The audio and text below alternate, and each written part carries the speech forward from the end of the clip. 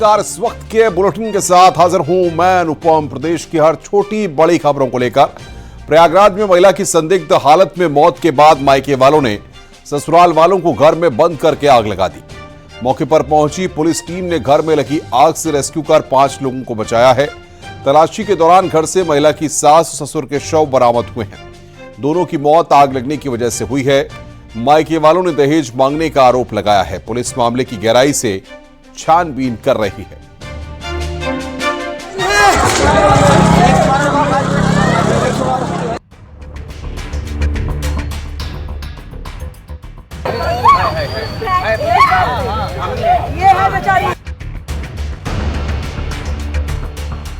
प्रयागराज के मुट्ठीगंज के सट्टी चौरा मोहल्ले में सोमवार देर रात उस वक्त हंगामा मच गया जब विवाहिता की मौत को लेकर मायके पक्ष से जुड़े लोगों ने घर में आग लगा दी।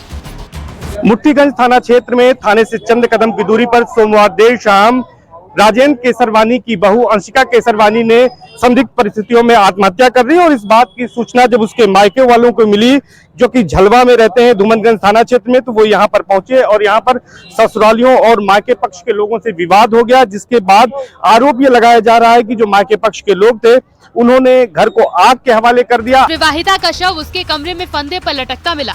शव को देख लड़की के घर वालों ने कोहराम मचा दिया। मायके पक्ष के लोगों ने ससुराल वालों पर हत्या का आरोप लगाते हुए जमकर हंगामा किया। लोग आए थे, आग किसने लगाई है? आग उनके माँ, भैया, पापा, चाचा, चाची, बड़े दोनों भाई, पापा, चाचा, चाचा के लड़के, सब कुछ वही लोग किए। बोल रहे 60-70 लोग वो लोग थे। पुलिस आ नहीं पाई घर पे, भैया आ नहीं पाया घर पे, कमरा खुल नहीं पाया। हम लोगों ने कमरा तक नहीं खोला था, पुलिस को बुलाया था।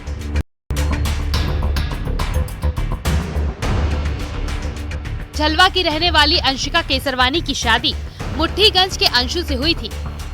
लड़की पक्ष के लोगों ने लड़के पक्ष की मांगों को पूरा भी किया था। वहीं लड़की पक्ष ने आरोप लगाया कि सगाई के बाद से दहेज की अलग से मांग की जाने लगी, जिसे पूरा भी किया गया। लेकिन ससुराल के लोगों ने लड़की के मायके वालों को बताया कि लड़की ने कमरे का दरवाजा दोपहर से बंद रखा है और कहने से भी खोल नहीं रही है। ससुराल वालों का कहना है कि लड़की किसी से बात नहीं करती थी और हमेशा गुमसुम रहती थी।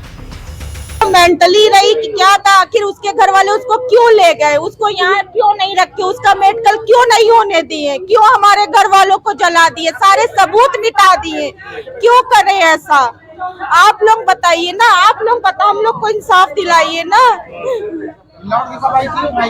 हमें लोग को कुछ नहीं पता, क्योंकि हम लोग से कभी कोई बात बोलती ही नहीं थी, कभी कुछ पूछती नहीं।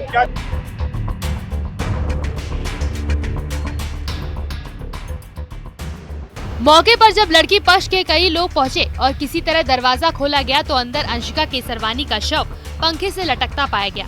शव देखते ही परिजनों में कोहराम मच गया। इस बीच अंशिका के घर वालों ने ससुराल पक्ष के लोगों को उनके घर में बंद कर आग लगा दी, जिसमें अंशिका के सास ससुर की झुलस कर मौत हो गई। पुलिस वहाँ से 3-4 आई, एक लेडीज आई, 3 जेंट्स आए। उसके बाद आए, देखा लाश, और उन लोग तब में आ चुके थे। मारपीट चालू हो गया। मायके वाले आ गए। मायके वाले आए, मारना पीटना, भतीजे को, भाई को, हम लोग को मारना चालू हो गया। बचाने में भी मार खा गए। तो पुलिस वाले तो कह रहे भैया फोर्स बढ़ाओ, जल्दी से मार रहे हैं तो कुछ बचाओ। तो वो लाश निकालने के लिए ऊपर चले जा रहे हैं, नीचे नहीं देख रहे हैं। उसके बाद नीचे आए, हमको भाई फोर्स बढ़ाओ, इन लोग मार रहे हैं, देख रहे हो आप लोग, कुछ बचाओ। तो उन्होंने कोई सहायता इसी हमारी नहीं की।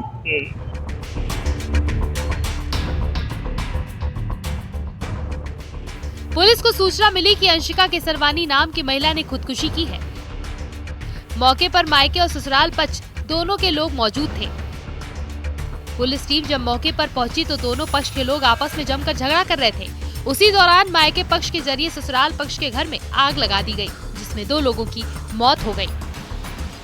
पुलिस वाले के आने के पहले उनके ससुराल वाले आके इतना ईटा पत्थर चलाए, कुर्सी मारे, एसी तोड़े, फ्रिज तोड़े, पूरा घर तोड़ने के बाद और माँ बाप को इतना मारे सर में कि माँ बाप उठ नहीं पाए, घर से निकल नहीं पाए। और उसके बाद इन्होंने क्या किया, घर के अंदर पेट्रोल गैलन में लिए थे पेट्रोल, पूरा नीचे से आग लगाते हुए ऊपर दूसरे मंजिल से लगाते हुए नीचे आए हैं। नीचे आने के बाद शटर बंद कर दिया और उनकी फैमिली में पूरे परिवार थे घर के अंदर। हमने इनका बगल वाले का शीशा तोड़ के उनकी बेटी को, उनकी चाची को बचा लिया, उनकी को नहीं बचा पाए।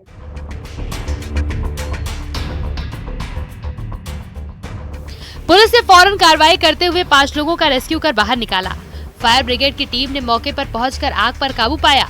पुलिस ने जब पूरे मकान में जांच पड़ताल की तो उसमें 2 शव मिले, जिसमें एक शव राजेंद्र केसरवानी का है जो नवविवाहिता का ससुर है, वहीं दूसरा शव शोभा देवी का है जो लड़की की सास है।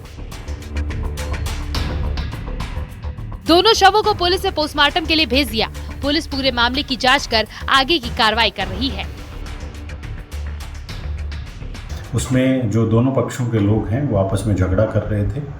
उसी के दौरान जो मायके पक्ष वाले हैं उनको उनके द्वारा ससुराल पक्ष के घर में आग लगा दी गई। पुलिस के द्वारा त्वरित कार्रवाई करते हुए 5 लोगों को वहां से इमीडिएटली रेस्क्यू करके बाहर निकाला गया। वह फायर ब्रिगेड को सूचित किया गया। फायर ब्रिगेड की टीम मौके पर पहुंच के और उसकी मदद से आग पर काबू पाया गया। आग पर काबू पाने के बाद लगभग 3 बजे जब उस घर की पूरे मकान की सर्च की गई तो उसमें 2 डेड बॉडीज मिली। प्रयागराज में महिला की संदिग्ध मौत के बाद परिजनों ने हंगामा किया। घर में फांसी के फंदे पर महिला का शव लटकता मिला। महिला की मौत से गुस्साए परिजनों ने देर रात हंगामा किया। ससुराल वालों पर प्रताड़ित करने का आरोप लगाकर हंगामा किया। ससुराल वालों को घर में बंद कर आग लगाने का आरोप है। पुलिस ने मौके पर पहुंचकर ससुराल वालों का रेस्क्यू किया। रेस्क्यू के दौरान पुलिस को घर से 2 लोगों के शव मिले। महिला की सास और ससुर के शव बरामद किए गए। पुलिस ने रेस्क्यू के दौरान आग में फंसे 5 लोगों को भी बचाया। मुट्ठीगंज थाने से कुछ ही दूरी पर यह घटना हुई है। महिला की संदिग्ध मौत के बाद ससुराल और मायके पक्ष के लोगों के बीच टकराव हुआ। इस बीच मायके पक्ष के लोगों पर ससुराल पक्ष के घर में आग लगाने का आरोप है। फायर ब्रिगेड ने कड़ी मशक्कत के बाद आग पर काबू पाया। मायके पक्ष के लोगों ने ससुराल वालों पर प्रताड़ित करने का आरोप लगाया है। तमाम लोग यहां पर पहुंचे हैं। जो मृतक हैं उनके शवों को पोस्टमार्टम के लिए फिलहाल भेजा गया है और बता दिया जा रहा है कि कुछ लोगों को हिरासत में लेकर पुलिस पूछताछ भी कर रही है। लेकिन फिलहाल इस घटना के बाद इलाके में सभी लोगों में शोक की लहर है और इस पूरे वारदात को लेकर भी लोग इस बात पर सवाल उठा रहे हैं कि अगर समय रहते कार्रवाई की जाती तो शायद इतनी बड़ी घटना होने से बच सकती थी। सर्वेश दुबे, न्यूज़ 18 प्रयागराज।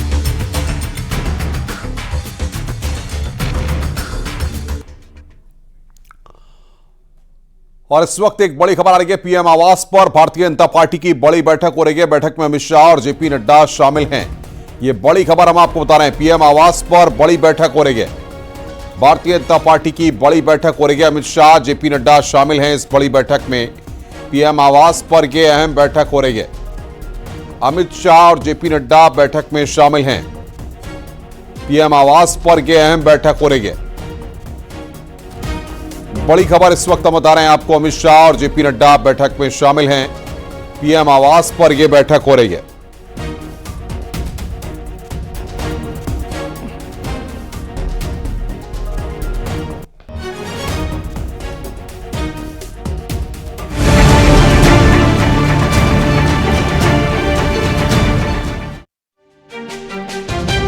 महाराष्ट्र की ठाणे क्राइम ब्रांच और यूपी एसटीएफ ने एक बहुत बड़े ड्रग्स रैकेट का खुलासा किया है। करीब 30 करोड़ रुपए की ड्रग्स और केमिकल बरामद किए गए हैं। 5 ग्राम की ड्रग्स की पुड़िया से पुलिस को भनक लगी थी।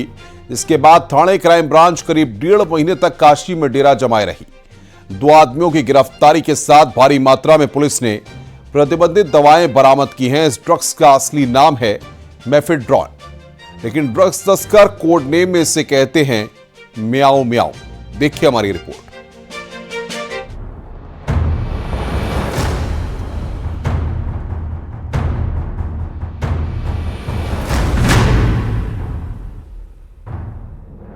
महाराष्ट्र पुलिस और यूपी एसटीएफ ने संयुक्त ऑपरेशन चलाकर वाराणसी में एक बड़े ड्रग्स फैक्ट्री का भंडाफोड़ किया है। यहां से करोड़ों की म्याऊ म्याऊ ड्रग्स मेफेड्रोन बरामद की गई है, जिसकी कीमत करीब 2 करोड़ 64 लाख रुपए बताई जा रही है। वहीं करीब 30 करोड़ रुपए के ड्रग्स और केमिकल भी जब्त किए गए हैं।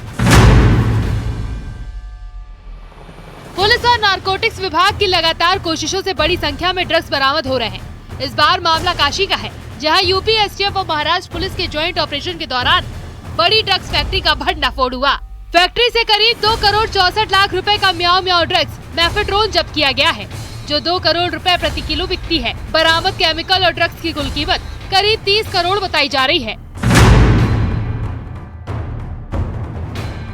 महाराष्ट्र के ठाणे पुलिस की अपराध शाखा की एक टीम ने यूपी एसटीएफ के साथ वाराणसी के भगवतीपुर के पिंडरा गांव में चल रही एक फैक्ट्री पर छापा मारा।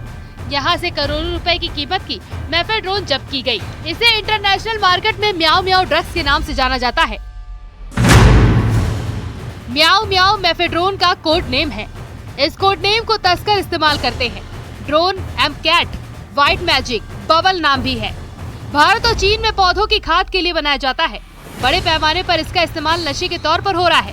साल 2010 तक म्याऊ म्याऊ एनडीपीएस एक्ट में बैन नहीं थी। साल 2015 में केंद्र ने प्रतिबंधित पदार्थों की सूची में शामिल किया। पुलिस ने फैक्ट्री से जो ड्रग्स और केमिकल बरामद किया, उसकी कीमत करीब 28 करोड़ रुपए है। पुलिस ने 2 ड्रग्स तस्करों को भी गिरफ्तार किया है। जो अधिकारी है दिलीप पाटील और एपीआय रुपाली पोळ यांना माहिती मिळाली की कासरवाडी पोलीस स्टेशनच्या हद्दीमध्ये एक इसम एमडी विक्री करण्याकरता येणार आहे। मिळालेल्या माहितीवरनं रुपाली पोळ यांनी त्या ठिकाणी सदर इसमास ताब्यात घेऊन चौकशी केली असता त्याच्या ताब्यामध्ये 15 ग्रॅम वजनाचा एमडी पावडर मिळाली। यामध्ये रेड करून सदर ठिकाणी एमडी पावडर तसेच एमडी बनवण्यासाठी लागणारे केमिकल्स आणि इतर साधन सामग्री जप्त करण्यात आली।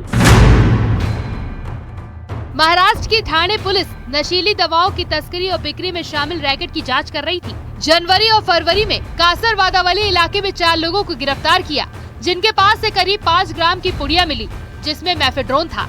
इसके बाद छानबीन करने पर इसके तार यूपी से जा मिले। गुप्त सूचना के आधार पर महाराष्ट्र और यूपी की पुलिस ने वाराणसी के भगवतीपुर के पिंडरा में कारखाने पर छापा मारा और अतुल अशोक कुमार सिंह और संतोष गुप्ता को गिरफ्तार किया। इस ऑपरेशन के साथ पुलिस उस स्रोत तक पहुंचने में कामयाब रही, जहां से प्रतिबंधित सामग्री का निर्माण और आपूर्ति की जाती थी। यहां से ड्रग्स को ले जाकर इंटरनेशनल मार्केट में बेचा जाता था। मैफेड्रोन दुनिया के 53 देशों में बैन है। सबसे पहले 2008 में इजराइल ने बैन किया, साल 2010 से ब्रिटेन, साल 2011 में अमेरिका ने बैन किया। पिछले कुछ सालों में मैफेड्रोन के प्रति ग्राम की कीमत बढ़ी। साल 2021 में इसकी कीमत 9,000 रुपए प्रति ग्राम थी। साल 2022 से बढ़कर मैफेड्रोन की कीमत प्रति ग्राम 15,000 पहुंच गई। इस वक्त कीमत 20,000 रुपए प्रति ग्राम है। करीब 2 करोड़ रुपए मैफेड्रोन की प्रति किलोग्राम कीमत है। पुलिस को जब इसकी गुप्त सूचना मिली तो क्राइम ब्रांच की टीम अपने दर्जनों अधिकारियों के साथ तकरीबन 1.5 महीने तक नशे के इन ड्रग्स तस्करों पर पैनी निगाह बनाए रही। कई अधिकारियों ने महीने भर अपने रूप और पहनावे को भी बदला ताकि बदमाश इन्हें पहचान न सके। गांव में जिस जगह पर कारखाना चलाया जा रहा था, वहां पर सभी अधिकारी कड़ी निगरानी में लगे थे। कारखाने से ड्रग्स बनाने के लिए तमाम जितने भी सामग्री थी, मशीनरी के साथ उसे भी बड़े पैमाने पर जब्त किया गया है। बरामद ड्रग्स और केमिकल की कीमत करीब 30 करोड़ रुपए से ज्यादा है। Bureau report, news 18।